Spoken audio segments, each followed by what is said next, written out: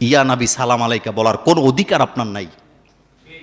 ইয়া আইয়ুহার রাসূল, কি সম্মান সূচক, ও আমার সম্মানিত রাসূল। আর আপনি কত বড় বেয়াদব, আপনি বলতেছেন ইয়া নবী। ইয়াটা হরফে নেদা, আরবি গ্রামারের দিকে তাকাইলে এটা বেয়াদবি হয়। রাসূলের শানে এত বড় বেয়াদবি হচ্ছে যেটা না বুঝে হাজার হাজার উম্মতেরা করতেছে। আল্লাহ কোনদিন নবীকে ইয়া নবী বলে নাই, ইয়া মোহাম্মদ বলে নাই। তুই কোন জায়গায় সলিমুদ্দিন রসুল লেখা, তুই গাজা টানস দিনে 4 বার, আবার হেতে কই ইয়া নবী। বলতে হবে ইয়া আইয়ুহার রাসূল, ইয়া আইয়ুহান নবী। যদি বেয়াদবি বন্ধ করতে না পারো, আনতাহবাতা আমালুকুম, আল্লাহ পাক বলছে তোর আমলনামা বরবাদ। আপনি যদি আপনার বাপের সাথে বেয়াদবি করেন, ক্ষমা চাইলে ক্ষমা পাবেন।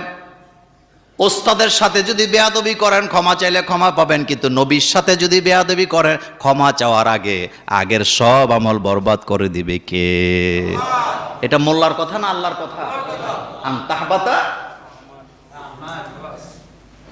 মদিনার বাইরে থেকে কয়েকজন লোক আসছে সকাল।